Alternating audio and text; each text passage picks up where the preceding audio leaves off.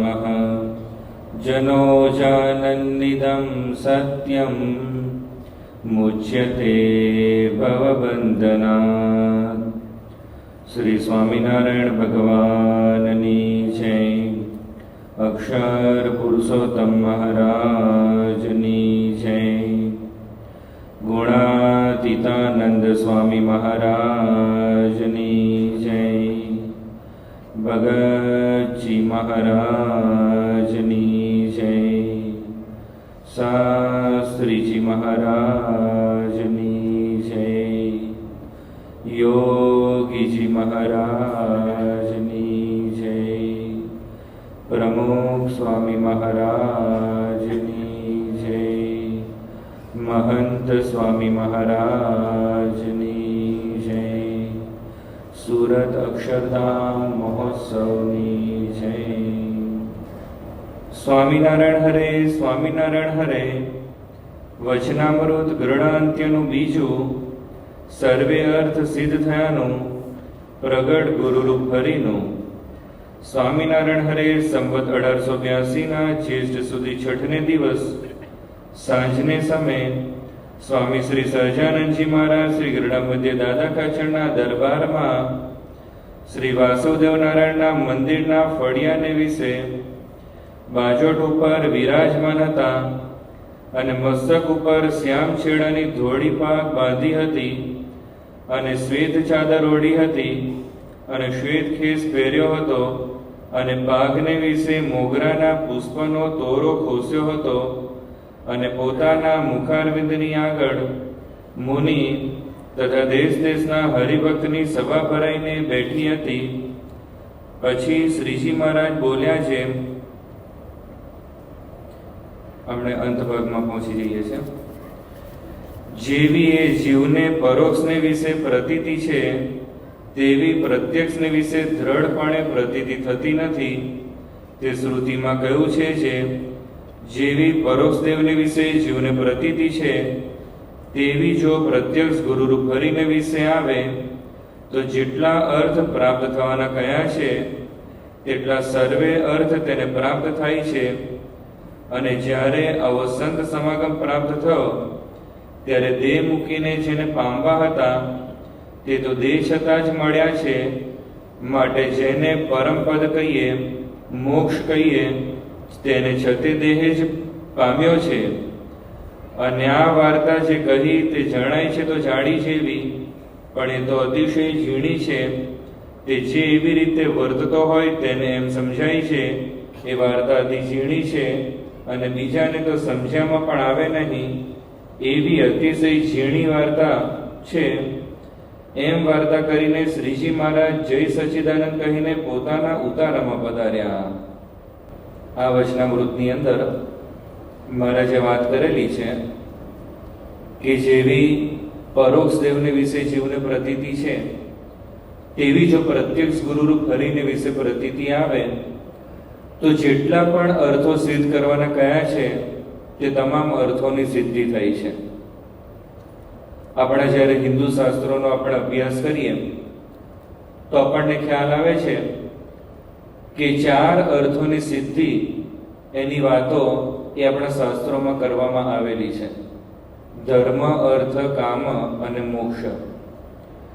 એમાં અલ્ટિમેટ અર્થ એટલે તો કે મોક્ષ પ્રાપ્તિ, કે અલ્ટિમેટલી કોઈ પણ વ્યક્તિએ શું પામવું જોઈએ તો કે મોક્ષ પામવો જોઈએ. 4 વસ્તુની વાત કરેલી છે, પણ બીજી 3 છે એ લૌકિક છે, ધર્મ, અર્થ અને કામ. પણ અલ્ટિમેટલી જે વસ્તુ પામવાની છે એ આપણા શાસ્ત્રોમાં લખવામાં આવેલી છે કે મોક્ષ પ્રાપ્તિ કરવી જોઈએ. હવે આ મોક્ષ શબ્દ માટે ક્યાંક કલ્યાણ, પરમપદ એવા જુદા જુદા શબ્દોનો પ્રયોગ થતો હોય છે, પણ અલ્ટિમેટલી આપણે સમજીએ કે ભગવાનના ધામ સુધી પહોંચવાની વાત એ આપણા શાસ્ત્રોની અંદર કરવામાં આવેલી છે. હવે એના માટેના પ્રયત્નો પણ થાય છે. કેવા કેવા પ્રયત્નો થાય છે તો આપણે આખા વિશ્વની અંદર તપાસ કરીએ તો ખાલી હિન્દુ ધર્મમાં નહીં પણ બધા જ ધર્મોમાં જેટલા પણ આસ્તિક લોકો છે ને કંઈક ને કંઈક પ્રયત્ન કર્યા કરે છે. કેટલાક હજ યાત્રા કરે છે, કે રોજાને બધું પાડતા હોય છે. ત્યાં આગળ એક યુરોપની અંદર એક ચર્ચ છે ફાતિમા કરીને, તો ત્યાં પ્રણાલિકા એવી છે કે ઘૂંટણ ઉપર ચાલીને જવાનું. હવે આપણે જેવી રીતે દોબડ યાત્રા, દંડવત યાત્રા ને બધું થતું હોય છે, તો ખ્રિસ્તીઓની અંદર પણ આવી એક પ્રણાલિકા છે, ઘૂંટણ ઉપર ચાલતા ચાલતા જવાનું. થોડા વર્ષો પહેલા સંતો જ્યારે ત્યાં ગયા હતા તો ફોટા પાડીને લાવ્યા હતા અને સારંગપુરમાં બતાવ્યા હતા. તો ત્યાં આગળ પટ્ટા જેવું બનાવેલું છે એટલે ઘૂંટણ છોલાઈ ના જાય, પણ બધા એવી રીતે ચાલી ચાલીને જતા હતા. આપણા હિન્દુ ધર્મમાં જોઈએ તો કેટલી બધી જુદી જુદી સાધનાઓ એ બધા કરતા હોય છે. હિમાલયની અંદર જ્યારે સંતો ત્યાં આગળ ચારધામની યાત્રામાં ગયા હતા અને કાર્યક્રમ કંઈક આગળ જવાનો કેન્સલ થયો હતો અને પછી ત્યાં ઉપર તો પછી કંઈક એક દિવસ હતો ને આમ તેમ ગયા તો ગુફાની અંદર બધા સાધના કરતા હોય. એક સંન્યાસી તો એક હાઈટ ઉપર ગુફા હતી એની અંદર સાધના કરતા હતા. જવાનું કેવી રીતે? તો દોરડું લટકાવેલું હતું, એ ચડીને જવાનું અને પછી તમે ગુફામાં પ્રવેશ કરી શકો. સીધું જ આપણે ગુફામાં પ્રવેશ કરાય એવું પણ હતું નહીં. કેટલાય સંન્યાસીઓ એવા છે કે 4 ધામ છે તો ત્યાં આગળ અમુક જગ્યાએ 12 માસ ત્યાં ઉપર રહેતા હોય છે અને ઠંડા પાણીએ સ્નાન કરતા હોય છે.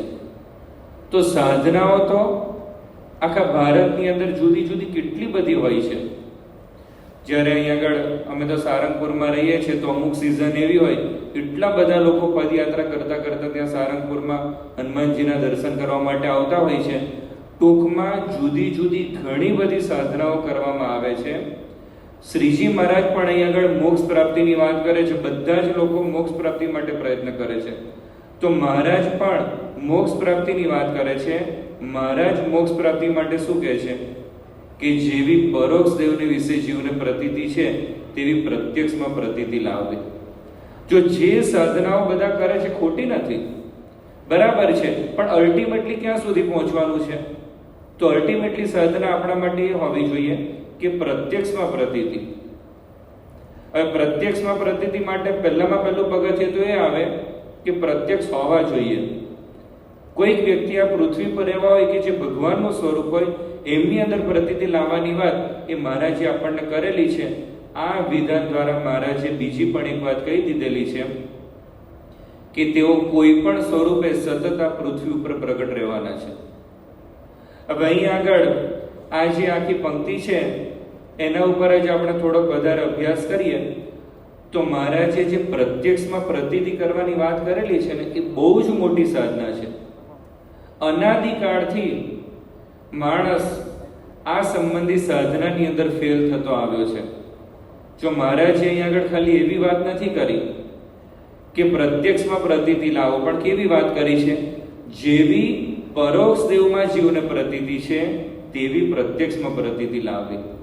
મહારાજે કન્ડિશન મૂકેલી છે. પરોક્ષમાં આપણને કેવી પ્રતીતિ છે? તો ખાલી આપણને નહીં પણ રોડ ઉપર જતી કોઈ રેન્ડમ વ્યક્તિને પણ પૂછો કે રામચંદ્ર ભગવાન હતા કે નહીં, તો કે ભગવાન જ હતા. કે કૃષ્ણ ભગવાન હતા કે નહીં, તો કે ભગવાન જ હતા. જો પરોક્ષમાં બધાને પ્રતીતિ હોય છે, પણ પ્રગટ તો પ્રગટની અંદર માથાકૂટ થઈ જાય છે. અને ખાલી આજની વાત નથી, અત્યારે કરોડો લોકોના મનમાં છે કે રામચંદ્ર ભગવાન હતા, પણ જ્યારે રામચંદ્ર ભગવાન પૃથ્વી પર હતા ત્યારે હવે આશ્ચર્ય કહેવાય ને. અત્યારે આટલી બધી આસ્થા છે તો એ વખતમાં તો પ્રત્યક્ષ હતા, પણ રાવણ જેવો રાવણ ગોથું ખાઈ ગયો હતો. રાવણ જેવો રાવણ એટલે કહીએ છે કે બહુ મોટો હતો. સોનાની લંકા કહેવાતી હતી, અયોધ્યા સોનાની નહોતી કહેવાતી. સમૃદ્ધિ હશે પણ સોનાની તો નહોતી કહેવાતી. એ વખતમાં ખાલી એક જ વિમાન આખી પૃથ્વી પર હતું. કોની પાસે હતું? રાવણ પાસે હતું. જો ઇન્ડિયામાં કોઈકની પાસે હોત તો ફ્લાઇટ પકડીને જ ગયા હોત ને, પણ એની પાસે એકલા પાસે હતું પુષ્પક વિમાન. આ બાજુ હતું ને એટલે તો બ્રિજ બનાવવો પડ્યો હતો. અને જે ગ્રહો આપણને નડે છે એને રાવણ નડતો હતો. હવે એટલો પાવરફુલ હતો. ત્રિલોકીમાં રાજ્ય હતું.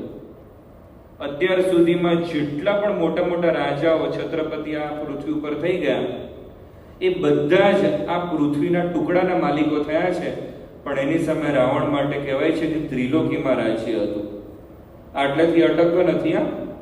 પાછો ભક્ત પણ હતો અમુક અંશે, અને એનાથી પણ આગળ વેદોનો ભણેલો હતો અને વેદો ઉપર ભાષ્ય લખેલું હતું, એટલે વિદ્વાન પણ હતો. હવે આટલું બધું એની પાસે હતું, છતાં પણ પ્રગટ હોય ત્યારે કોઈ ન જાણે, રમાપતિની રીત જોને. રામચંદ્ર ભગવાનને ના ઓળખી શક્યો. હવે ત્યાર પછી કૃષ્ણ ભગવાનની વાત કરીએ તો કૃષ્ણ ભગવાનના વખતમાં ઘણા બધા લોકો રામચંદ્ર ભગવાનને ભગવાન તરીકે ઓળખતા હતા, પણ કૃષ્ણ ભગવાનને ભગવાન તરીકે ઓળખનારા કેટલા હતા? બહુ જ ઓછા હતા. એક પ્રસંગ આવે છે ભાગવતની અંદર કે જ્યારે મહાભારતનું યુદ્ધ નક્કી થયું અને વિદુરજીએ દુર્યોધનને સમજાવવા માટેનો પ્રયત્ન કર્યો કે હજુ પણ તને હું વિનંતી કરું છું કે તું પાછો વળી જા. પણ પેલો દુર્યોધન માટે તો કહેવાતું હતું કે દુર્બુદ્ધિ, એટલે કોઈ રીતે સમજવા માટે તૈયાર ના થયો. એટલે પછી વિદુરજી અને ઉપરથી વિદુરજી ઉપર ગુસ્સો કર્યો.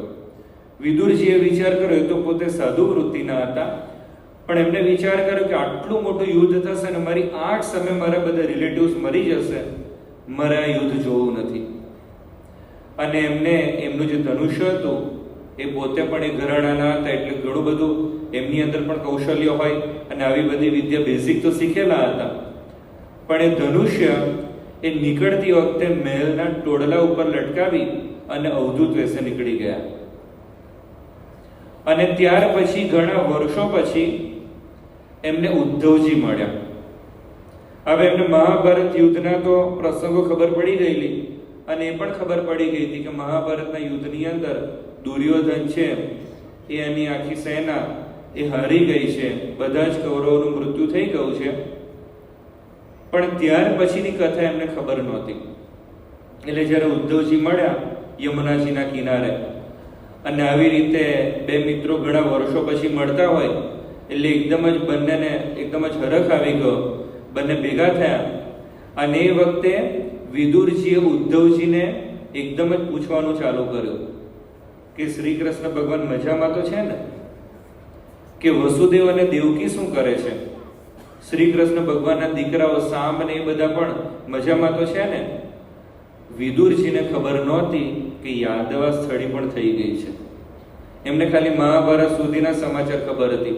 એ વખતે વોટ્સએપ ને ગુજરાત સમાચાર ને એ તો કશું હતું નહીં, એટલે ખાલી અડધી માહિતી હતી.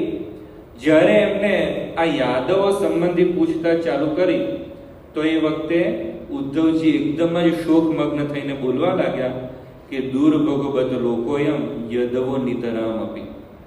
એમણે વાત કરી કે આ લોકો તો બળભાગી છે, પણ યાદવો તો અત્યંત બળભાગી છે. અને એનું કારણ શું હતું? તો કે એનું કારણ એ હતું કે બીજા બધા લોકો તો શ્રી કૃષ્ણ ભગવાનનું સાનિધ્ય નહોતા પામ્યા, પણ આ જે યાદવો છે એ તો શ્રી કૃષ્ણ ભગવાનની સાથે જ રહેતા હતા, પણ છતાં પણ એ લોકો શ્રી કૃષ્ણ ભગવાનને ઓળખી નહોતા શક્યા. અને આપણે જોઈએ તો જે યાદવા સ્થળીનું જે ચેપ્ટર છે ને, ભયંકર છે, આપણને અરેરાટી થઈ જાય એવું છે. અને કોઈ રીતે શ્રી કૃષ્ણ ભગવાનનું પણ યાદવો માન્યા નહોતા. શ્રી કૃષ્ણ ભગવાનને ભગવાન તરીકે એ લોકોએ જાણે કે સ્વીકાર્યા જ નહોતા. તો જો એમના વખતમાં કરોડો લોકો રામચંદ્ર ભગવાનને ભગવાન તરીકે ઓળખતા હતા, પણ પ્રગટ હોય ત્યારે કોઈ ન જાણે, રમાપતિની રીત જોને.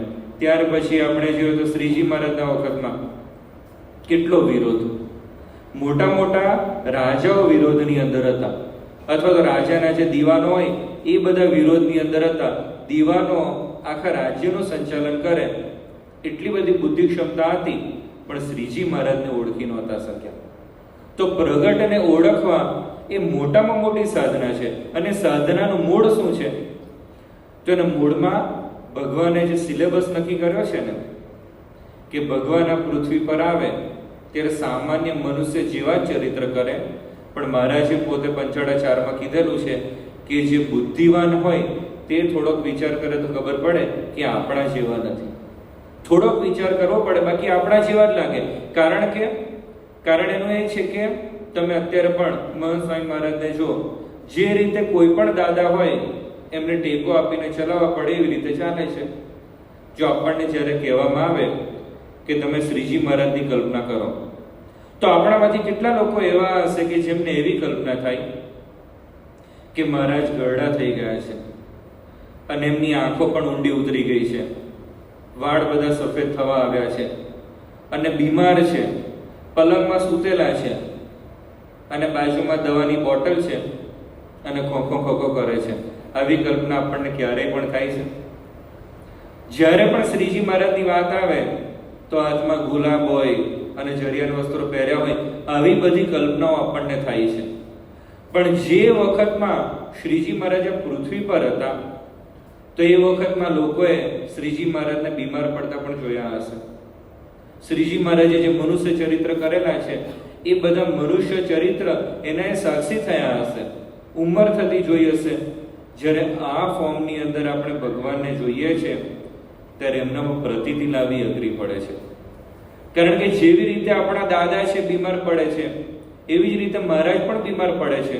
એમનામાં વિશેષતા શું છે? જો એટલા જ માટે પ્રત્યક્ષને ઓળખવા અઘરા પડે છે. અનાદિકાળથી આ સાધના ચાલી આવે છે અને એના માટે તો પછી કરવાનું શું? જો પ્રત્યક્ષને ઓળખવા અઘરા તો છે જ, અને એટલા જ માટે મોટામાં મોટી સાધના કહેવાય છે. મહારાજે તો પંચાળા 4માં કીધેલું છે કે ભગવાન પણ આ પૃથ્વી પર આવે 28 જેટલા સ્વભાવો બતાવેલા છે. પારકું, પોતાનું, પક્ષપાત, હર્ષો, એવા 28 જુદા જુદા સ્વભાવ કે આ બધા જ સ્વભાવ પોતે ધારણ કરે છે. અને ગર્ભમાં જેવી રીતે મનુષ્યનો જીવ આવે એવી રીતે ગર્ભમાં આવે, ત્યાર પછી જન્મ થાય, બાળ અવસ્થા, યુવાન અવસ્થા, વૃદ્ધ અવસ્થા અને પછી ધામમાં જાય. આ સિલેબસ એમને નક્કી કરેલો છે. અને એટલા જ માટે આપણે ગોથું ખાઈ જઈએ છીએ. 2004ની સાલમાં અમદાવાદની અંદર અખિલ ભારતીય દર્શન પરિષદનું આયોજન કરવામાં આવેલું. આ બહુ જૂની સંસ્થા હતી અને એના 50 વર્ષ પૂરા થતા હતા. એટલે એ લોકોએ આપણને વિનંતી કરી કે તમારા કેમ્પસની અંદર આપણે આ પરિષદનું આયોજન કરીએ. એટલે પછી આપણે હોસ્ટ બન્યા હતા. જુદા જુદા સત્રો હતા. એમાં એક સત્રની અંદર એ લોકોએ આપણને વિનંતી કરી કે તમારું જે તત્વજ્ઞાન છે ને એ તત્વજ્ઞાનની વાત તમે કરો. એટલે પછી ભદ્રે સ્વામીએ શ્વેતાશ્વેતર ઉપનિષદનો જે પેલો મંત્ર છે, યસ્ય દેવે પરાભક્તિ યથા દેવે તથા ગુરવ, એના ઉપર નિરૂપણ કર્યું. અને મૂળભૂત અત્યારે જે આપણે વાંચ્યું ને કે જેવી પરોક્ષ દેવને વિશે જીવને પ્રતીતિ છે તેવી પ્રત્યક્ષ ગુરુરૂપ ફરીને વિશે લાવી. તો આ જે મંત્ર છે એ મંત્રનું મહારાજે અહીંયા આગળ અનુવાદ જ કરેલો છે. એટલે ભદ્રે સ્વામીએ વાત કરી કે આ મંત્રના આધારે પ્રગટ ભગવાનમાં પ્રતીતિ લાવવાની વાત છે, પ્રગટ ગુરુમાં પ્રતીતિ લાવવાની છે. યસ્ય દેવે પરાભક્તિ યથા દેવે તથા ગુરુ, જેવી તમને દેવની અંદર કહેતા કે પરોક્ષ ભગવાનના પ્રતીતિ છે તેવી ગુરુની અંદર પ્રતીતિ લાવવાની વાત છે. એટલે કે ગુરુ છે ભગવાનનું સ્વરૂપ છે. અમારા માટે પ્રમુખ સ્વામી મહારાજ જે ભગવાનનું સ્વરૂપ છે એ આ પૃથ્વી ઉપર પ્રગટ છે, અમારે એમનામાં પ્રતીતિ લાવવાની છે. હવે આ બધું એમનું આખું પ્રવચન પૂરું થયું. હવે એ સત્રના અધ્યક્ષ હતા ભાગલપુર યુનિવર્સિટીના રામજીસિંહ. એટલે છેલ્લે અધ્યક્ષે થોડુંક બોલવાનું હોય, એમણે આવીને વાત કરી કે અત્યારે જે રીતે ભદ્રે સ્વામીએ વાત કરી કે જેવી પરોક્ષ દેવમાં પ્રતીતિ છે એવી પ્રત્યક્ષ ગુરુમાં પ્રતીતિ લાવવી, કારણ કે ગુરુ છે એ ભગવાનનું સ્વરૂપ કહેવાય.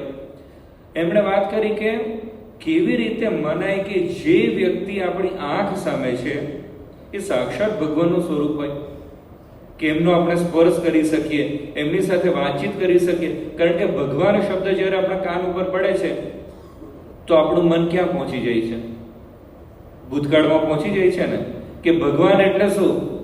કે ભૂતકાળનું પાત્ર નહીં. ઘણા બધા અત્યારે થોડા સમય પહેલા પેલો વિરોધ થતો હતો તો કે 200 વર્ષ પહેલા તો કે ભગવાન હોય. તો રામચંદ્ર ભગવાન શરૂઆતના 200 વર્ષમાં ભગવાન નહોતા. અરે જન્મ થયો એ પહેલાના ભગવાન હતા. તો ભગવાન માટે કે 200 વર્ષ એ છે ને સમયની સાથે સાથે પાકે ને એવું નથી હોતું. પેલા આંબા ઉપર કેરીઓ હોય ને, મોર હોય ને પછી મરવા થાય ને ધીમે ધીમે કે ચાલો આવે છે ને આ કેરી ખાવા લાયક છે, કે આવે છે આ 2-5 હજાર વર્ષ પૂરા થયા એટલે કે આ વ્યક્તિને ભગવાન તરીકે પૂજાય ને. ભગવાન કઈ આવી રીતે પાકતા નથી હોતા. ભગવાન તો પહેલેથી ભગવાન જ હોય છે.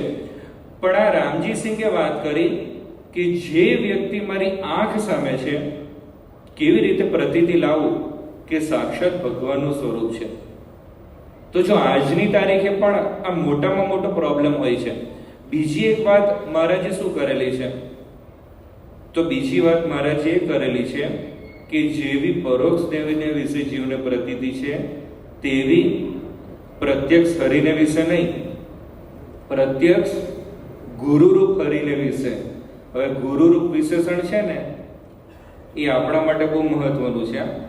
બીએપીએસ સંસ્થા માટે કેમ મહત્વનું છે? કારણ કે આપણે ગુરુરૂપ હરિની વાત છે. હવે તમે બીજી રીતે વિચાર કરો તો મહારાજ આ ગુરુરૂપ શબ્દ બોલ્યા ના હોત તો, જો એમના વખતમાં તો એ પોતે ભગવાન તરીકે પૂજાતા હતા. દાખલા તરીકે પ્રથમના ખાલી વચનામૃતનો અભ્યાસ કરીએ ને, બધા પ્રસંગો તમે સાઈડમાં મૂકી દો. જીવન ચરિત્રમાં ઘણા બધા પ્રસંગો છે, એ બધાને સાઈડમાં મૂકો. ખાલી વચનામૃતનો પ્રામાણિક અભ્યાસ કરીએ તો પણ આપણને ખ્યાલ આવે પ્રથમના ત્રીજા વચનામૃતમાં મહારાજે શું કીધું કે ભગવાને જે અવતારે કરીને જે સ્થાનકને વિશે જે લીલા કરી હોય તેને સંભાળી રાખવી, એને કરીને જીવનું કલ્યાણ થાય. અને પછી પોતાની વાત કરી કે એટલા માટે જ અમે પણ જન્માષ્ટમી, એકાદશી આદિ વ્રત વર્ષો વર્ષ કરીએ છીએ અને એમાં સાધુ બ્રહ્મચારી સત્સંગીને ભેળા કરીએ છીએ કે એમની પણ અંતકાળે જો કોઈને સ્મૃતિ થઈ આવે તો એને પણ જીવનું રૂડું થાય. પહેલા એમને જનરલ વાત કરીએ, ભગવાને જે અવતારે કરીને જે સ્થાનકને વિશે જે લીલા કરી હોય, અને પછી પોતાની વાત કરી કે એટલા માટે જ અમે પણ આવા ઉત્સવો કરીએ છીએ. તો મહારાજે પોતે ભગવાન છે એ વાત કરી દીધી. અંત્યના 28માં કોઈક ભક્ત છે એને સૂડીએ ચડાવ્યો હોય, અમે એની બાજુમાં ઉભેલા હોઈએ પણ એ ભક્તના મનમાં એવો વિચાર ના આવે જ્યાં ભગવાન મને સૂડીના કષ્ટ થકી મુકાવ્યો તો સારું. એનો મિનિંગ શું થયો?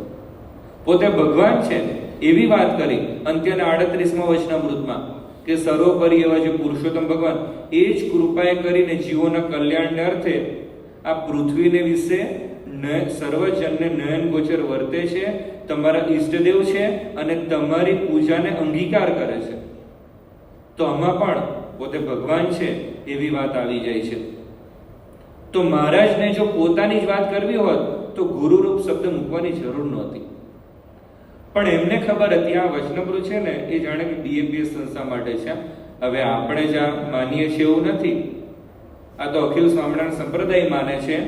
પણ શ્રીજી મહારાજને ખબર હતી કે ભવિષ્યની અંદર એ કોઈક ગુરુ દ્વારા આ પૃથ્વી ઉપર પ્રગટ રહેવાના છે. હજારો લોકો એ સંતને ગુરુ તરીકે માનવાના છે અને એ જેવી રીતે પરોક્ષ દેવની અંદર પ્રતીતિ એ આપણે લાવીએ છીએ એવી ને એવી પ્રતીતિ જ્યારે એ ગુરુની અંદર લોકોને આવશે ત્યારે લોકોને કલ્યાણ પ્રાપ્તિ થવાની છે. જો મહારાજે જાણે કે ઇનડાયરેક્ટલી ગુરુરૂપ શબ્દ મૂકીને સીધું મહંત સ્વામી મહારાજનું એડ્રેસ આપી દીધું છે. આની અંદર ખાલી નામ નથી લખેલું પણ ગુરુરૂપ શબ્દ એ આ વચનામૃતનો બહુ જ મહત્વનો છે. હવે આપણામાંથી કેટલાકને થતું હશે કે પ્રતીતિ છે એટલે તો આવીને બેઠેલા છે, તો પ્રતીતિ વગર અવાય છે? તો જો પ્રતીતિ છે પણ જેવી પ્રતીતિ મહારાજને લાવડાવી છે એવી પ્રતીતિ છે? હવે આ પાછો બીજો ક્વેશ્ચન છે. કેમ? તો મહારાજ જે પ્રતીતિની વાત કરે છે ને એનાથી તો મોક્ષ પ્રાપ્તિની અનુભૂતિ અત્યારે જ થવા માંડે.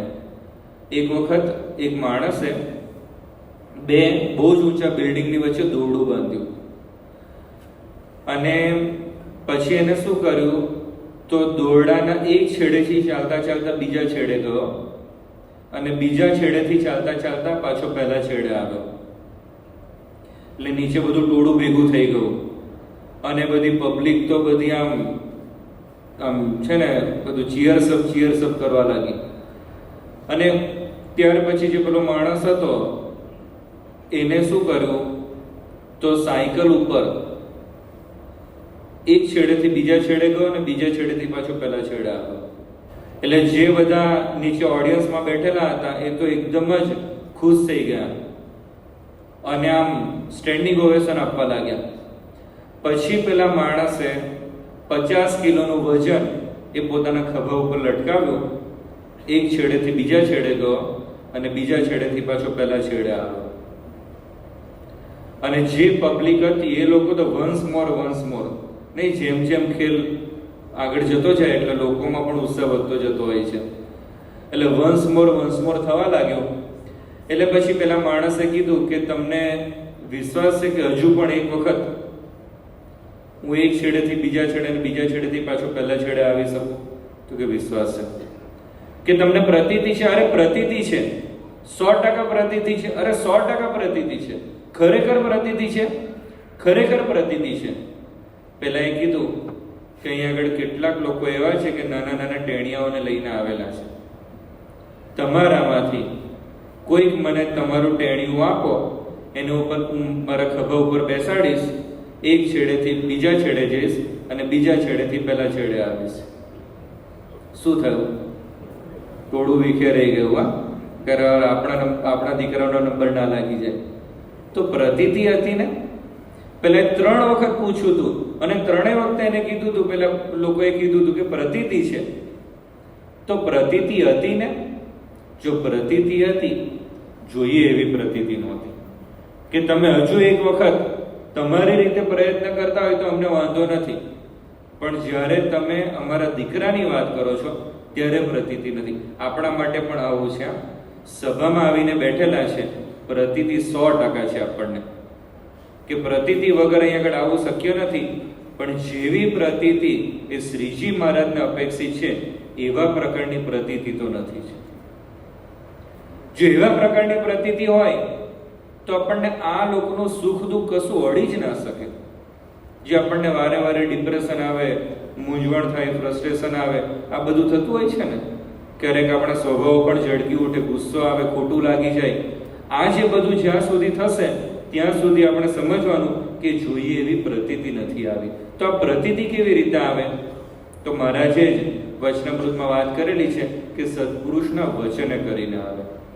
મહારાજે ઘણા બધા વચનામૃતોમાં વાત કરેલી છે. અંત્યના 27માં, મધ્યના 13માં, મધ્ય 51, આ બધા જ વચનામૃતોમાં એ સત્પુરુષના વચને કરીને પ્રતીતિ આવે એની વાત કરેલી છે. અને આપણો આખો ઇતિહાસ છે. તમે જો કે સુખમુનિ સ્વામી હતા, તો જ્યારે મધ્ય 9 વચનામૃત એ ગુણાતીતાનંદ સ્વામીએ સમજાવ્યું, એમના વચને કરીને પ્રતીતિ આવી કે શ્રીજી મહારાજ સર્વોપરી ભગવાન છે.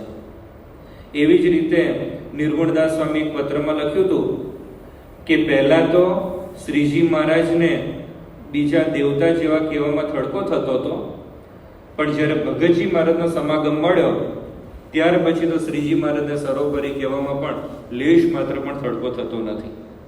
એવી જ રીતે ડોક્ટર સ્વામી 1983ની સાલમાં વાત કરેલી. સંતો એમને પૂછ્યું કે તમને આ શ્રીજી મહારાજમાં પ્રતીતિ કેવી રીતે આવી ગઈ? ડોક્ટર સ્વામીએ વાત કરી કે હું તો મેડિકલનો સ્ટુડન્ટ હતો, એટલે કે બધા શાસ્ત્રો વાંચ્યા તેવું તો હતું નહીં, પણ કે જ્યારે યોગીજી મહારાજના સમાગમમાં આવ્યો, યોગીજી મહારાજનું જીવન જોયું અને પ્રતીતિ આવી કે યોગીજી મહારાજ ખોટું ના બોલે. અને યોગીજી મહારાજ કહેતા હતા કે શ્રીજી મહારાજ સર્વોપરી ભગવાન છે, એમના દ્વારા પ્રતીતિ આવી ગઈ. તો જો 3 કેસની અંદર એક બાજુ સદગુરુ સંતો છે. પહેલા કોણ હતા? ભૂલી ગયા? પહેલા કોણ હતા? સુખમુનિ સ્વામી હતા. બીજા નિર્ગુણદાસ સ્વામી ને ત્રીજા ડોક્ટર સ્વામી. અને એમને નિષ્ઠા કરાવવાળા કોણ હતા? સત્પુરુષો છે. પહેલા કેસમાં ગુણાતીતાનંદ સ્વામી, બીજામાં ભગતજી મહારાજ અને ત્રીજામાં યોગીજી મહારાજ. તો સત્પુરુષના વચને કરીને નિષ્ઠા થતી હોય છે. એ વાત જે મહારાજે વાત કરેલી છે આપણને સાચી લાગે. હવે સત્પુરુષના વચને નિષ્ઠા થાય, પણ એના માટેની પણ કન્ડિશન હોય છે કે સત્પુરુષનો સમાગમ તો આપણે પણ કરીએ છીએ ને. આપણે પણ મહંત સ્વામી મહારાજના આશીર્વાદને બધું સાંભળીએ છીએ, પણ એના માટે આપણે સત્પુરુષને સાચા બોલા સમજવા પડે. એક બહુ જ મોટી સાધના છે કે ગપ્પા નથી મારતા, ટળાપોળની વાતો કરે છે ને એવું નથી. એ જે કહે છે એ સાચું છે. આ પ્રતીતિ સુધી આપણે પહોંચવું પડે. અને એ પણ આપણને વચનામૃતમાં જોવા મળે. વચનામૃતમાં મહારાજે ઘણે ઠેકાણે સમ ખાધેલા છે. દાખલા તરીકે મહારાજે પ્રથમ 18માં સમ ખાધા છે, રામાનંદ સ્વામીના સમ છે. મહારાજે મધ્ય 13માં પરમહંસોના સમ ખાધેલા છે, ત્યાર પછી મધ્ય 23માં પરમહંસોના સમ ખાધેલા છે, અંત્ય 2માં સંત સભાના સમ ખાધેલા છે. તો સમ ખાધેલા છે એનું કારણ શું છે? હું જે વાત કરું છું ને સાચી છે, એ તમે સ્વીકારો. આપણે પણ જ્યારે નાના હતા તો માં કસમ કરતા હશે. એમાંથી કેટલા કરતા હતા કે નહીં? હા કે ના? કરતા હશે. શેના માટે? હું જે વાત કરું છું ને એ સાચી છે. હવે ખાલી આપણે નહીં, મહારાજે કરતા હતા. મહારાજે સમખાય છે કે ભાઈ જે વાત હું કરું છું તમે મને સાચા બોલો સમજો. અને એ જ મૂળમાં છે, આ નિષ્ઠાના મૂળમાં સત્પુરુષના વચનો જ છે. બાકી તો ખોવાઈ જવાય એવું છે. નિષ્ઠા કરવી અઘરી વસ્તુ છે, પણ જે સ્વરૂપ આપણી આંખની સામે છે એ જ્યારે આપણને વાત કરતા હોય એમના વચને કરીને આવે છે નિષ્ઠા. ગુણાતીતાનંદ સ્વામીના વખતમાં અભયસિંહ દરબાર હતા અને એમણે વાત કરી કે સ્વામી તમે કહો છો બરાબર છે, પણ એક વાત એ મારા મનમાં બેસતી નથી. એમને કીધું કે શ્રીજી મારા સર્વોપરી છે એ વાત તમે કરો છો ને, કોઈ રીતે મગજમાં બેસતી નથી. ગુણાતીતાનંદ સ્વામીએ પછી કીધું કે તમે બધી જ વાત સાઈડમાં મૂકી દો, ખાલી એટલી વાત કરો મને કે હું 30 લક્ષણ યુક્ત સાધુ છું. પેલા એ કીધું કે હા તમારું જીવન જોઈને પ્રતીતિ આવે છે. તો કે આવા સાધુ ખોટું બોલે? તો કે ના, આવા સાધુ ખોટું ના બોલે. કે હું તમને કહું છું કે શ્રીજી મારા સર્વોપરી ભગવાન છે. પેલાને ગેડ બેસી ગઈ સત્પુરુષના વચને કરીને. પણ એના માટે કન્ડિશન કઈ હતી? સાચા બોલા સમજવા પડે. શાસ્ત્રીજી મહારાજે પણ આફ્રિકાના હરિભક્તો ઉપર જે પત્ર લખેલો છે 7/12/1938 દિવસે, મૂળ આફ્રિકામાં એ વખતમાં બહુ જ ઓછો સત્સંગ હતો, એટલે આપણા હરિભક્તો અને જૂના મંદિરના બધા ભેગા થઈને સભા કરતા હતા. અને એમાં બીજા બધા હરિભક્તોએ આપણા BAPS ના સત્સંગોને વાત કરી કે તમે ગુણાતીતાનંદ સ્વામી એમના અક્ષર બ્રહ્મ કહો છો, શેના આધારે કહો છો? એટલે એ હરિભક્તોએ શાસ્ત્રીજી મહારાજને પત્ર લખ્યો. એટલે શાસ્ત્રીજી મહારાજે આ પત્ર લખ્યો અને એ પત્રમાં 18 જેટલા પ્રસંગોનું સંકલન કર્યું કે 18 પ્રસંગો છે જેના આધારે આપણને મનાય છે કે ગુણાતીતાનંદ સ્વામી સાક્ષાત અક્ષર બ્રહ્મ હતા. અને જે જગ્યાએથી એમના બધા પ્રસંગો ભેગા કર્યા હતા ને એ બધી વાતો એમાં લખેલી. પણ ત્યાર પછી એમણે લખ્યું કે વિશેષ તો મને ખોટી વાત ગોઠવણી કરીને મારું કામ સાધવું એવું આવડતું નથી. અને પૃથ્વી બીજું બધું જ પાપ સહન કરી લે છે, પણ અસત્યનો ભાર એ સહન નથી કરી શકતી. માટે વિશેષ તો મને સાચા બોલો, પ્રામાણિક પુરુષ સમજતા હો તો સમજો કે ગુણાતીતાનંદ સ્વામી અક્ષર બ્રહ્મ છે અને શ્રીજી મહારાજ સર્વોપરી ભગવાન છે. તો આમાં પણ શેની વાત આવી? સાચા બોલા સમજવાની વાત આવી. હવે સાચા બોલા કેવી રીતે સમજાય? તો મહંત સ્વામી મહારાજે જ વાત કરેલી કે એના માટે આપણે સત્પુરુષનું જીવન જોવું પડે. અને આ વાત છે ને આપણા પણ બધાના અનુભવની અંદર આવે છે. આપણે ખાલી કલ્પના કરો કે કોઈક મિત્ર છેલ્લા 25 વર્ષથી આપણો ખાસ મિત્ર હોય, એ આપણી પાસે આવે અડધી રાત્રે અને કે મારે 2000 રૂપિયા જોઈએ છે, તો આપણે આપીએ કે ના આપીએ? આપી દઈએ. કારણ કે છેલ્લા 25 વર્ષથી આપણે એનું જીવન જોયું છે. આપણે જોયું છે કે આ લે ભાગુ મિત્ર નથી, એવા પણ માર્કેટમાં હોય છે. એની વાત નથી કરતો, સારા મિત્રોની વાત કરું છું કે જે મિત્ર બહુ જ જેન્યુન હોય, છેલ્લા 25 વર્ષથી આપણે જોયું હોય કે આ બહુ જ સારો છે, સદાચારી છે, પ્રામાણિક છે. હવે એ વ્યક્તિ જ્યારે આપણી પાસે પૈસા માંગે ને તો આપણને વિશ્વાસ હોય છે, આપણે વિશ્વાસ મૂકીએ છીએ કે આજે આપણે આપીશું ને તો ગમે તેમ કરીને વ્યવસ્થા થશે ત્યારે પાછા આપી દેશે.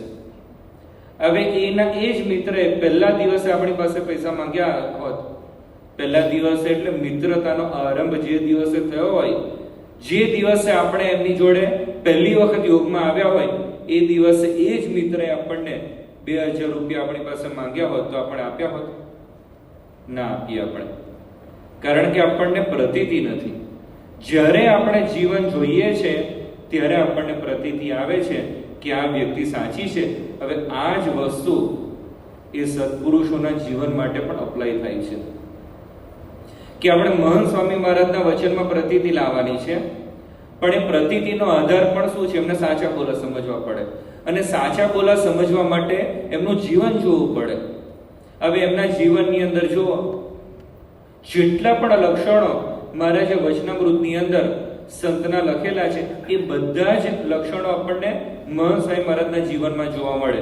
મહારાજે અંત્યના 27માં વચનામૃતમાં વાત કરેલી છે કે નિષ્કામ, નિર્લોભ, નિર્માન, નિસ્વાર્થ, નિસ્નેહ એ પંચવર્તમાન યુક્ત જે સંત હોય એને અને ભગવાનને સાક્ષાત સંબંધ છે. અલ્ટિમેટ સ્ટેટમેન્ટ છે. લક્ષણો કયા છે? તો પંચવર્તમાનની વાત છે. હવે આપણે જોઈએ તો મહંત સ્વામી મહારાજ નિસ્વાર્થી વર્તમાન કેવું છે? જૂના બધા હરિભક્તોને તો ખ્યાલ હશે, એમની પ્રસાદી છે ને બહુ ખાવાની ઈચ્છા ના થાય. એમના માટે એવું કહેવાતું હતું કે છેલ્લી વ્યક્તિ સુધી એમની પ્રસાદી મળે, કારણ કે એ સ્વાદ જ ના હોય. એટલે બધા છે ને ખરેખર પ્રસાદ જેટલો લે, ઝાપટી ના પડે. બાકી ઘણીવાર કેવું કે સારો પ્રસાદ હોય ને એટલું બધું તૂટી પડે ને, પાછળ વાળા બિચારા ઠંઠન ગોપાલ, કોઈ સ્વાદ જ ના હોય, મીઠું ના હોય, અને એકનું એક મેનુ, પેલું કારેલા ને અમુક પેલું મગ ને એવું બધું ખાતા હતા, પરવળ ને બધું, પણ લેશ માત્ર પણ સ્વાદ એમનામાં હોય એવું આપણને જોવા નથી મળતું. અત્યારે પણ એક સંતે વાત કરેલી કે સ્વામી તમારી વિશેષતા શું છે? કે તમારું મેનુ ફિક્સ,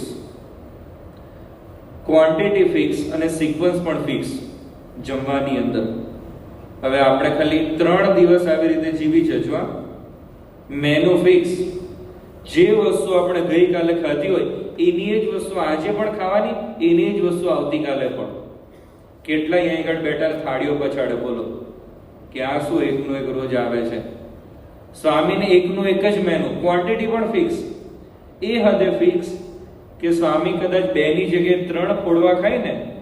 અત્યારે તો સંતોને પણ ભોજન દર્શન નથી, પણ પહેલા જ્યારે ભોજન દર્શન થતા હતા અને સ્વામી 2 ની જગ્યાએ 3 ફોડવા ખાય તો સારંગપુરમાં સંતો ડાયરીમાં નોંધ લખે કે આજે સ્વામીએ લીલા કરી. આ લીલા કહેવાય? આપણને આવી રીતે માપે તો રોજ નિત નવતમ લીલા થઈ જાય ને. આપણું કઈ નક્કી હોય કેટલા ફોડવા રોજ ખાઈશું?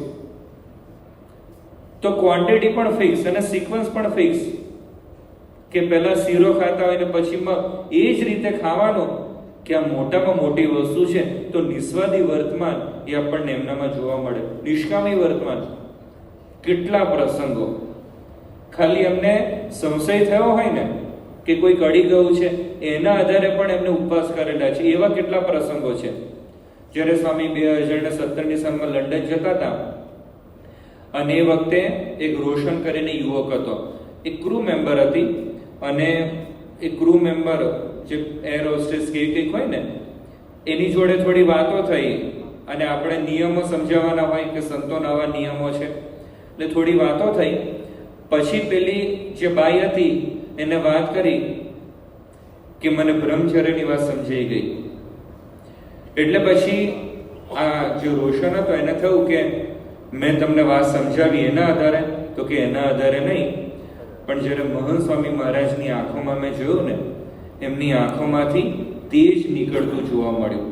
અને અમારા શાસ્ત્રોમાં એવું લખેલું છે, જે વ્યક્તિની આંખોમાંથી તેજ નીકળતું હોય ને એ વ્યક્તિ અખંડ બ્રહ્મચર્ય પાળતી હશે. તો જો સ્વામી આ પેલી વ્યક્તિની અનુભૂતિ છે, આ ફિઝિકલી કદાચ કેમેરાથી શૂટ કરીએ ને તો પણ એ વસ્તુ દેખાય નહીં, આ અનુભૂતિની વસ્તુ છે. પણ નિષ્કામી વર્તમાન એ આપણને એમના જીવનની અંદર જોવા મળે.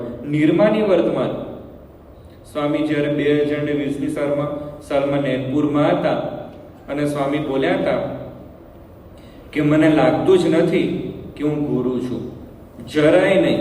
બધા નિયામક છે અને હું બધાનો દાસ છું. શક્ય છે આવું? ગામમાં છે ને ખબર પડે ને કે હવે નેક્સ્ટ 6 મહિના પછી હું સરપંચ બની જઈશ, તો પણ પેલો અધ્ધર હવામાં ઉડવા માંડ્યા, એને પથ્થર બાંધીને નીચે રાખવો પડે કે તું અત્યારે તો જમીન પર ચાલ, પછી ભલે ઉડતો હોય તો વાંધો નહીં. એની સામે ગુરુ પદે આવ્યા પછી પણ 4 વર્ષ પછી પણ એ વાત કરે છે અને ખાલી બોલે છે ને એવું નથી. આપણે બધા એમને પૂજા દર્શનની અંદર એમના દર્શન કરેલા છે. છેલ્લે શું કરે છે? આપણા બધાને નમન કરે છે. હવે આપણે ખાલી આપણા હૃદય ઉપર હાથ મૂકો, આપણે નમન કરવા લાયક છીએ? આપણા ઘરવાળા આપણને નમન નહીં કરતા હોય, દીકરાઓ માંડ કરતા હશે, સંતો બાળ સભામાં બહુ વાતો કરે ને, એટલે કે હવે સંતો બહુ પાછળ પડે છે તો ચાલો પગે લાગી લઈએ. મહંત સ્વામી મહારાજ આપણને નમન કરે છે. હવે આપણે કેવા છે એમને ખબર છે. વર્ષો સુધી આપણી વચ્ચે રહેલા છે અને ગુરુપદે આવ્યા પછી પણ કેટલા બધા આપણામાંથી નિષ્કપટ થયેલા છે. આપણા જે ઘરના ને બધા પ્રોબ્લેમ્સ હોય છે ને, આપણા વ્યક્તિગત પ્રોબ્લેમ્સ, એ બધા આપણે એમની આગળ ઠાલવેલા છે. આપણને નખ ઓળખે છે અને છતાં પણ એ આપણને નમન કરે છે. આખા વિશ્વની અંદર આવું દ્રશ્ય એક તમે લઈ આવો, જેમાં ગુરુ હોય એ પોતાના શિષ્યોને નમન કરતા હોય. તો નિર્માની વર્તમાન પણ આપણને એમના જીવનની અંદર જોવા મળે છે. આપણે જ્યારે એમની પહેલા તો મુલાકાતમાં એમાં જવાનું થતું હતું, લેશ માત્ર પણ આપણને બીક લાગતી હતી કે આપણને ખખડાવશે. આપણે જ્યારે આપણી ભૂલ એમની આગળ કહીએ તો બીક નહોતી લાગતી. આપણને વિશ્વાસ હતો કે શાંતિથી સાંભળશે અને સોલ્યુશન આપશે. કોઈ દિવસ કથા વાર્તાની અંદર પણ એવો ઊંચો ટોન હોય છે? બાકી કેટલાક ગુરુઓ તો આપણે સાંભળ્યા હશે, અમુક નહીં પેલા વિડીયો કરતા હોય ને, ધોઈ નાખ્યા શ્રોતાઓની કિંમત જ ના હોય ને એવી રીતે બધા મૂર્ખા ભેગા થયા છો, ત્યાંથી તો પેલો કીક મારે અને એટલું ખખડાવે ને, અને તોય લોકોને દિવ્ય ભાવ રહેતો હોય છે. અને એની સામે મહંત સ્વામી મહારાજ ઘણા વર્ષો પહેલા લંડનમાં હતા અને એ વખતે સંતોએ વાત કરી હશે કે સ્વામી સત્સંગ શિક્ષણ પરીક્ષાની કંઈક વાત કરજો. એટલે સ્વામી છે ને એમને સત્સંગ શિક્ષણ પરીક્ષાની થોડીક આગ્રહપૂર્વક વાત કરી અને પછી એમને વાત તો કરી અને એમના નેચર પ્રમાણે એમને મૂર્ખાઓને એવું બધું તો નહીં જ કીધું હોય, પણ થોડુંક કીધું હશે. બીજા દિવસે સ્વામીએ આશીર્વાદમાં વાત કરી કે મને માફ કરજો, ગઈકાલે થોડુંક વધારે કહેવાય ગયું. અરે ભાઈ, તમે કહેશો ને અમે એટલી જાડી ચામડી વાળા છીએ ને, લેસ માત્ર અસર થવાની નથી. અને ખરેખર એવું હોય છે ને, સત્સંગ પરીક્ષાની વાતો કેટલી બધી આપણને કરે છે. તો અમુક તો એટલા સિઝન્ડ હશે ને, છેલ્લા 15 વર્ષથી ફોર્મ જ નહીં ભરવાનું, સંતો એમનું કર્યા કરે, આપણે આપણી રીતે જીવવાનું. આવી બધી મેન્ટાલિટી પણ આપણી થઈ ગઈ છે. પણ આપણે સ્વામીનો મહિમા સમજીએ છીએ, લેશ માત્ર પણ અધિકાર નથી જમાવતા. તો આપણને નિર્માની વર્તમાન જોવા મળે, નિસ્નેહી વર્તમાન. એમને દીક્ષા કેવી રીતે લીધેલી છે? 1956ની સાલમાં એમનો છેલ્લો વાયવા પૂરો થયો કોલેજમાં અને નીકળી ગયા. પૂજા લઈને ગયા હશે, ઘરે ગયા જ નહોતા, સીધા ગોંડલ યોગીજી મહારાજની પાસે આવ્યા અને 1 ફેબ્રુઆરી 1957ના દિવસે યોગીજી મહારાજે વિનુભાઈ, એમનું નામ વિનુભાઈ હતું યુવકમાં, એમને જમવા માટે બેસાડ્યા અને પછી તો અથાણા અને પાપડ ને બધું આપ્યું, છેલ્લે પાન બીડા આપ્યા. અમને આશ્ચર્ય થાય, યોગીજી મહારાજ કોઈ દિવસ આવી રીતે સરભરા કરે? યોગીજી મહારાજ તો ઉપવાસ કરાવે, એની તો કોલેજ ચલાવતા હતા અને યોગીજી મહારાજ આખો જુદો ટોન હતો અને બધું ખવડાવ્યું કર્યું અને પછી ધડાકો કર્યો કે આવતીકાલે તમને દીક્ષા આપવાની છે.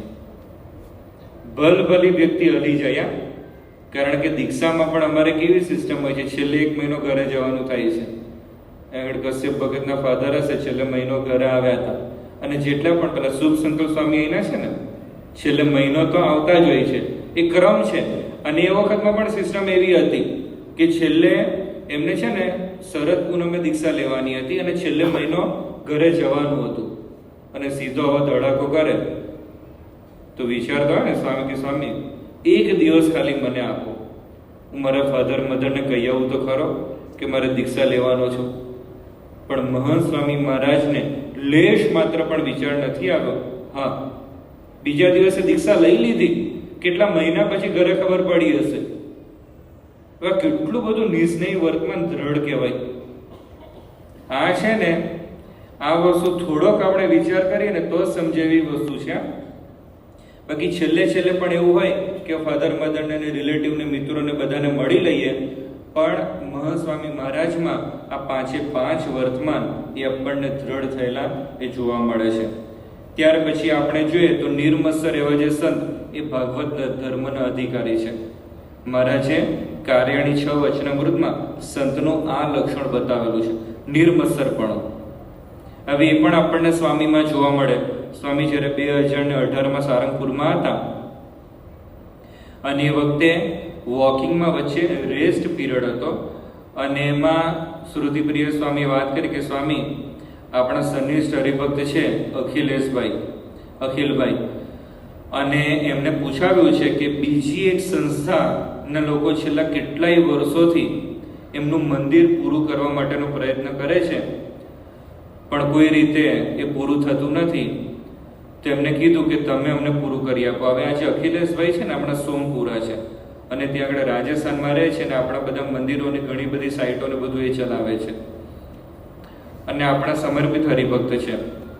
એટલે પછી વાત કરી કે આવી રીતે બીજી સંસ્થાએ આપણને અપ્રોચ કર્યો છે અને એટલું જ નહીં પણ એ લોકો ભાવ પણ ઓછો કહે છે.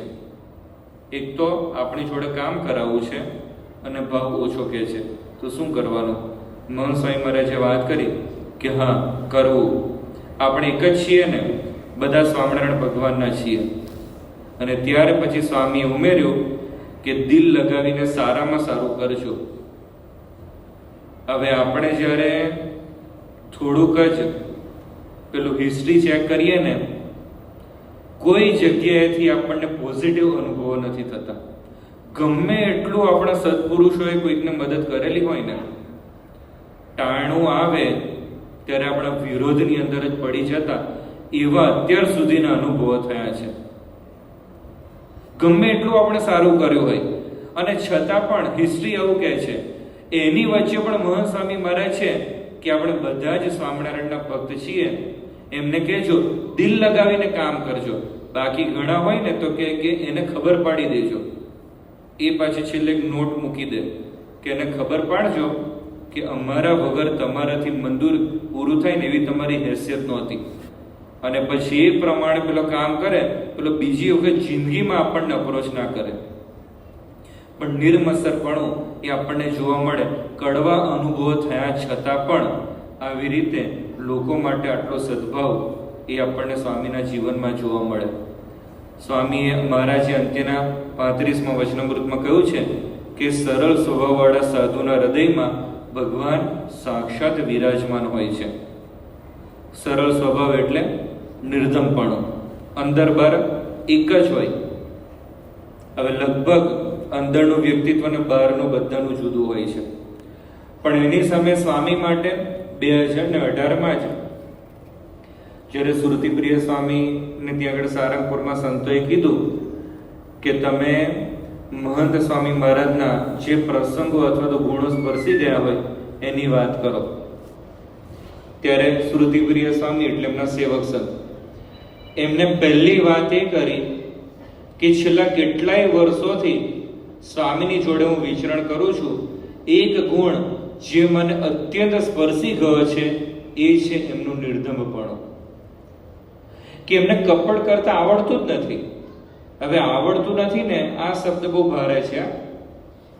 જે વ્યક્તિને આટલું બધું એક્સપોઝર મળે, એક્સપોઝર એટલે આપણે આખા વર્ષમાં જેટલા લોકોને મળીએ છીએ ને એટલાને એક દિવસમાં મળતા હતા. આપણા બધાનું ટોટલ કરે ને અને આપણે જેટલું નહીં ફર્યા હોય એના કરતા વધારે એ ફરેલા છે. હવે જ્યારે આટલું બધું એક્સપોઝર મળે ને ઓટોમેટિકલી વ્યક્તિ હોશિયાર થઈ જાય. નહીં કહેવાય છે ને કે મુંબઈ અને દિલ્હીના લોકો હોશિયાર હોય વધારે, એમને બધું જ આવડતું હોય. પેલા માટે નેતા કહેવાય છે કે દિલ્હીની પ્રત્યેક વ્યક્તિ નેતા હોય અને મુંબઈની પ્રત્યેક વ્યક્તિ અભિનેતા હોય. એવું કહેવાય છે. એક્સપોઝર કે વધારે લોકોને મળવાનું થાય. મહંત સ્વામી મહારાજ આટલા બધા લોકોને મળ્યા છે અને છતાં પણ એમના માટે સ્ટેટમેન્ટ એવું અપાય છે કે એમને કપટ કરતા આવડતું જ નથી. ખબર પડે છે પાછી 2022માં જ્યારે સ્વામી અમદાવાદમાં હતા અને સવારના આશીર્વાદમાં સ્વામી એમને જ બોલ્યા હતા. કે કેટલાય લોકો એવા હોય હરિભક્તો અમારી પાસે આવે પણ નક્કી કરીને આવ્યા હોય, એટલે શું કરીએ, અમારે પણ હા પાડવી પડે. એટલે આપણે જે ગેમ રમીએ છે ને, સ્વામી નોકરી કરું કે ધંધો કરું, ધંધામાં છે ને દુકાન મળે એવી છે, મિત્રની છે, ઓછા ભાવે મળે એવી છે, તમે કહેતા હોય ને એવું કરું. દુકાન બહુ જ મોકાની જગ્યાએ છે, એટલે જો ત્યાં આગળ આપણે ધંધો ચાલુ કરીશું ને તો બહુ મોટો ફાયદો થાય એવું છે, તમે કહેતા હોય ને એવું કરું. અને ઇન્વેસ્ટમેન્ટ પણ બીજો એક મારો મિત્ર કરવાનો છે દુકાન માટે, તમે કહેતા હોય ને તો હું કરું. હવે આમાં સ્વામી પાસે કોઈ ઓપ્શન છે? ભાઈ તું દુકાન જ કર. સ્વામીને ખબર પડે છે કે આ કયા ટોનથી આપણને પ્રશ્ન પૂછે છે. ખાલી એમને ટીક કરાવવા માટે આપણે એમની પાસે જઈએ છીએ, એમને ખબર પડે છે અને છતાં પણ એમના સેવક વાત કરે છે કે એમને કપડ કરતા આવડતું નથી. અને પછી એવો પ્રસંગ પણ કીધેલો, એમને વાત કરી કે જ્યારે ત્યાં આગળ લગભગ એ રોકાણ વખત છે 2018માં NC-18 અમેરિકામાં થતું હતું અને એ વખતે સ્વામી સારંગપુરમાં રહ્યા પેલા લોકોને લાભ આપવાના હતા. અને એમાં પડદા ઉપર એટલે NC-18 એટલે યુવક યુવતી કે કિશોર કિશોરીની બહુ મોટી શિબિર થતી હોય છે અમેરિકામાં. એટલે લોકો એટલાન્ટામાં ભેગા થયા હતા. એ લોકોને પડદા ઉપર સ્વામી દેખાતા હતા અને સ્વામીને એ લોકો દેખાતા હતા. સ્વામી જોડે પ્રશ્નોત્તરી ચાલુ થઈ અને એમાં એક સંતે ત્યાં એટલાન્ટામાંથી ઓનલાઈન પૂછ્યું સ્વામીને કે સ્વામી તમે અત્યારે ક્યાં છો? સ્વામીએ શું કીધું? શ્રુતિપ્રિય સ્વામીને ખબર પડી ગઈ કે સ્વામીને છે ને આમાં શું કહેવું ને ખબર નહીં પડે, એટલે તરત જ એમને માઇકને મ્યુટ કરી નાખ્યો અને પછી કીધું કે સ્વામી તમારે એટલાન્ટા કહેવાનું છે.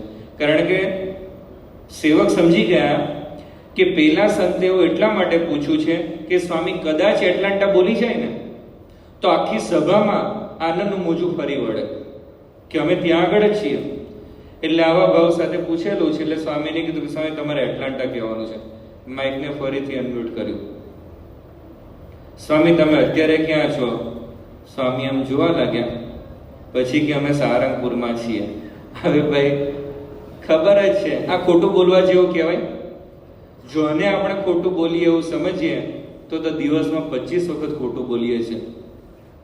સામેવાળાને ખબર જ છે કે સ્વામી ક્યાં છે, પણ છતાં પણ સ્વામીની જીભ નથી ઉપડતી. આ કેટલી બધી પ્રામાણિકતા એમનામાં કહેવાય. હવે એ પુરુષ આપણને એમની વાત કરે છે. અલ્ટિમેટલી પહોંચવાનું ક્યાં છે?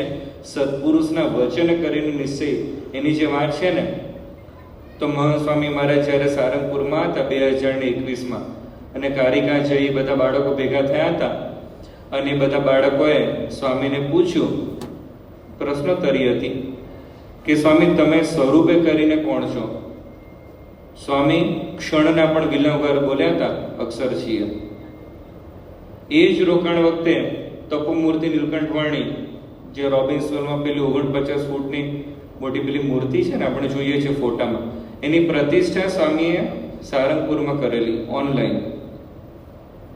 એટલે પછી સાંજે કાર્યક્રમ એવો હતો કે મિસ્ટિક ઇન્ડિયામાં જે નાના નીલકંઠ છે ને, નીલકંઠ સ્વામી, એ અત્યારે સાધુ થયેલા છે નીલકંઠ સ્વામી. એટલે કે સ્વામી છે ને એ પણ એવી રીતે ઊભા રહ્યા અને સ્વામીને કીધું કે સ્વામી પેલા ઉપર તો તમારે ઓનલાઈન અભિષેક કરવો પડે તો, પણ એના ઉપર તમે અભિષેક કરો. એટલે પછી એના ઉપર અભિષેક સ્વામીએ કર્યો. પછી નીલકંઠ સ્વામી છે એ મિસ્ટિક ઇન્ડિયાના ડાયલોગ બોલવા લાગ્યા. એની અંદર એક ડાયલોગ એવો બોલ્યા કે यूं तो सभी नाम मेरे ही है तो फिर आपका नाम क्या है? કે બધા જ નામ મારા છે, તમારું નામ શું છે? અને સ્વામી તરત જ બોલ્યા, અક્ષર છીએ. એક બાજુ એટલાન્ટા કહેતા જીભ નથી ઉપડતી અને બીજી બાજુ જ્યારે એમનું સ્વરૂપ પૂછવામાં આવે છે તરત જ એમના સ્વરૂપની વાત કરી દે છે. તો આપણને પ્રતીતિ આવી જોઈએ ને કે ખરેખર સાચા છે, એ ખોટું બોલી જ નથી શકતા.